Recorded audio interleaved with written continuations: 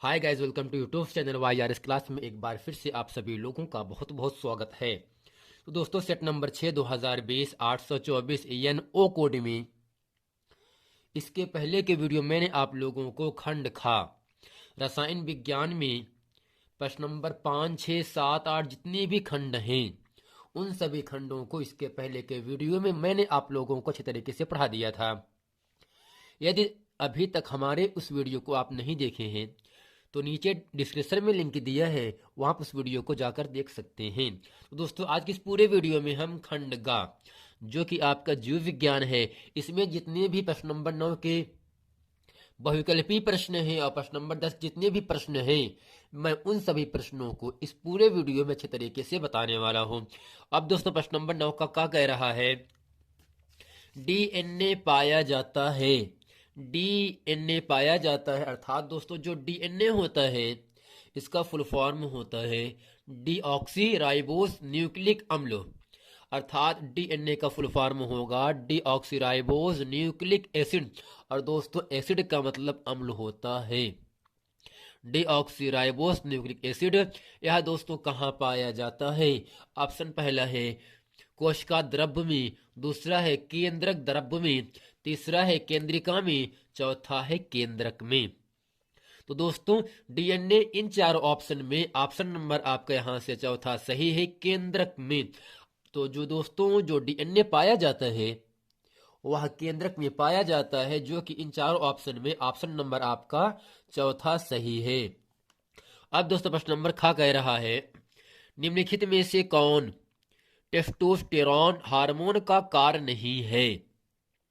निम्नलिखित में से कौन टेस्टोस्टेरॉन हार्मोन का कार्य नहीं है? ऑप्शन पहला है लड़कों में यौनावस्था के लक्षणों का नियंत्रण, दूसरा दोस्तों है शुक्राणुओं के उत्पादन का नियंत्रण, तीसरा है हड्डियों और पेशियों का विकास, चौथा है शरीर द्वारा शरीर वृद्धि के लिए उपापचय का नियमन। तो दोस्तों, प्रश्न है निम्नलिखित में से कौन सा टेस्टोस्टेरॉन हार्मोन का कारण नहीं है? वह दोस्तों इन चारों ऑप्शन में ऑप्शन नंबर आपका यहां से चौथा सही है, शरीर वृद्धि के लिए शरीर वृद्धि के लिए उपापचन का नियमन। यह दोस्तों टेस्टोस्टेरॉन हार्मोन का कारण नहीं है, लेकिन कार्य किसका दोस्तों करता है? लड़कों में यौनावस्था के लक्षणों का नियंत्रण करता है, शुक्राणुओं के उत्पादन का नियंत्रण करता है, हड्डियों और पेशियों का विकास करता है। अब दोस्तों, यहां से प्रश्न नंबर ग आपके सामने यहां से कहा जा रहा है पादपों में जाइलम उत्तरदायी है। अर्थात दोस्तों, जितने भी पेड़ पौधे होते हैं उसमें जो जाइलम का कार्य क्या होता है, जाइलम किस लिए पाया जाता है, इसका कार्य क्या होता है? दोस्तों, पहला है भोजन के वहन हेतु, दूसरा है ऑक्सीजन के वहन हेतु, तीसरा है जल के वहन हेतु, चौथा है उत्सर्जी पदार्थों के वहन हेतु। तो दोस्तों, पादपों में जाइलम उत्तरदायी होता है, जो कि इन चार ऑप्शन में ऑप्शन नंबर यहां से आपका तीसरा सही है, जल के वहन हेतु। अर्थात पादपों में जाइलम उत्तरदायी है जल के वहन हेतु, जो कि इन चार ऑप्शन में ऑप्शन नंबर आपका यहां से तीसरा सही है। अब दोस्तों, प्रश्न नंबर यहां से घा कह रहा है डार्विन के अनुसार डार्विन के अनुसार नई प्रजातियों की उत्पत्ति होती है। डार्विन के अनुसार नई प्रजातियों की उत्पत्ति होती है।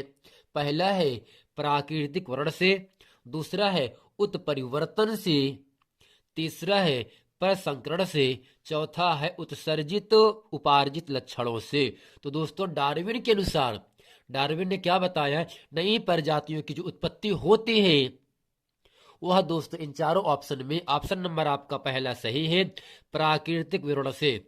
अर्थात डार्विन के अनुसार नई प्रजातियों की उत्पत्ति प्राकृतिक वर्ण से होती है। अब दोस्तों, यहां से प्रश्न नंबर 10 का खगा आपके सामने यहां से कहा जा रहा है जीवाश्म किसे कहते हैं? जीवाश्म कितने पुराने हैं, इसका आकलन किस प्रकार करते हैं? जैसा कि दोस्तों, प्रश्न नंबर जो 10 है इसमें 3 खंड हैं और दोस्तों ये केवल 2-2 नंबर के लिए आपसे पूछा जाएगा। तो दोस्तों, यहां से प्रश्न नंबर 10 का खा कह रहा है डीएनए का पूरा नाम लिखिए। यह प्रोटीन संश्लेषण कैसे करता है? प्रश्न नंबर दोस्तों गा कह रहा है आपके सामने यहां से, पुनरुद्ध भवन का क्या तात्पर्य है? पुनरुद्ध भवन को एक उदाहरण से स्पष्ट कीजिए। आइए दोस्तों चलते हैं प्रश्न नंबर 10 का खा और गा। इस पूरे वीडियो में हम अच्छे तरीके से पढ़ने वाले हैं। तो दोस्तों यहाँ प्रश्न नंबर 10 का कह रहा है, जीवाश्म किसे कहते हैं? जीवाश्म कितने पुराने हैं? इनका आकलन किस प्रकार करते हैं? अब दोस्तों इसके उत्तर में हम लिखेंगे, पृथ्वी पर किसी समय जीवित सजीवों के अवशेष यानी हड्डी चट्टानों छापों में सुरक्षित पाए जाते हैं। अर्थात दोस्तों कहने का मतलब यह होगा, पृथ्वी पर किसी समय यानी बहुत पुराने समय की बात कहा जा रहा है, पृथ्वी पर किसी समय जीवित सजीवों के अवशेष यानी हड्डियां चट्टानों छापों में सुरक्षित पाए जाते हैं, जिसे जीवाश्म कहते हैं। जीव धन अश्म बराबर दोस्तों पत्थर। अर्थात दोस्तों जो जीवाश्म होता है यह दो शब्दों से मिलकर बना है, जीव धन अश्म, जिसका अर्थ होता है पत्थर। जीवाश्म की उम्र निर्धारण करने के दो मुख्य तरीके सापेक्ष डेटिंग और पूर्ण डेटिंग है। चट्टानों और जीवाश्मों के साथ तुलना करके एक जीवाश्म अनुमानित उम्र निर्धारित करने के लिए किया जाता है। तो दोस्तों कहने का मतलब सिर्फ इतना ही है, पृथ्वी पर किसी समय जीवित सजीवों की जितने भी जीवित प्राणी हैं उन सभी के जो अवशेष हैं, जो हड्डियां हैं, वह दोस्तों चट्टानों छापों में सुरक्षित पाए जाते हैं, जिसे जीवाश्म कहते हैं। यह दो शब्दों से मिलकर बना है, जीव धन अश्म बराबर पत्थर। अर्थात जीवाश्म का अर्थ होता है पत्थर। जीवाश्म की उम्र आयु निर्धारण का मतलब बताने के लिए, पता करने के लिए हमें दो मुख्य तरीके का उपयोग करते हैं दोस्तों। पहला है सापेक्ष डेटिंग, दूसरा दोस्तों है पूर्ण डेटिंग। चट्टानों और जीवाश्मों के साथ तुलना करके एक जीवाश्म अनुमानित उम्र निर्धारित करने के लिए किया जाता है। तो दोस्तों ये क्या प्रश्न नंबर 10 का है। अब दोस्तों चलते हैं प्रश्न नंबर 10 का खा। आपके सामने यहां से बताया जा रहा है, डीएनए का पूरा नाम लिखिए। पूरा नाम बताइए या लिखिए। यह प्रोटीन संश्लेषण कैसे करता है? अब दोस्तों यहां से इसके उत्तर में लिखेंगे, डीएनए का पूरा नाम डीऑक्सीराइबो न्यूक्लिक अम्ल होता है। अर्थात जो आपका डीएनए होता है इसका जो फुल फॉर्म होता है, जो पूरा नाम होता है, डीऑक्सीराइबो न्यूक्लिक अम्ल होता है। यह कोशिका द्रव्य में जीन से प्रोटीन संश्लेषण स्थल को सूचना को स्थानांतरण के केंद्रीय सिद्धांत निर्मित करता है। अर्थात दोस्तों जो आपका डीएनए होता है इसका फुल फॉर्म होता है डीऑक्सीराइबो न्यूक्लिक अम्ल होता है। यह कोशिका द्रव्य में जीन से प्रोटीन संश्लेषण स्थल को सूचना को स्थानांतरण के केंद्रीय सिद्धांत निर्मित करता है। अब दोस्तों यहां से प्रश्न नंबर 10 का गा कह रहा है, पुनरुद्ध भवन का क्या तात्पर्य है? पुनरुद्ध भवन को एक उदाहरण से स्पष्ट कीजिए। अब दोस्तों यहां से इसके उत्तर में लिखेंगे, हाइड्रा एवं प्लेनेरिया जैसे सरल प्राणियों को यदि कई टुकड़ों में काट दिया जाए तो। दोस्तों कहने का मतलब क्या हुआ, हाइड्रा एवं प्लेनरिया जैसे सरल प्राणियों को यदि कई टुकड़ों में विभाजित कर दिया जाए, बांट दिया जाए, काट दिया जाए, तो प्रत्येक टुकड़े विकसित होकर बढ़ करके पूर्ण जीव का निर्माण करता है।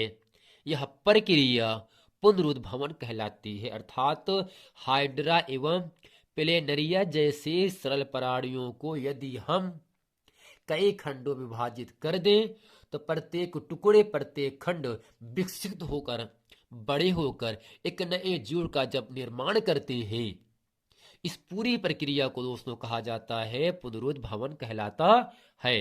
दोस्तों आशा करते हैं खंड गा सेट नंबर 6824 ENO कोड में खंड गा के जितने भी बहुविकल्पी अतुलग्त्री के महत्वपूर्ण प्रश्न थे, उन सभी प्रश्नों को मैंने इस पूरे वीडियो में अच्छे तरीके से आप लोगों को बता दिया।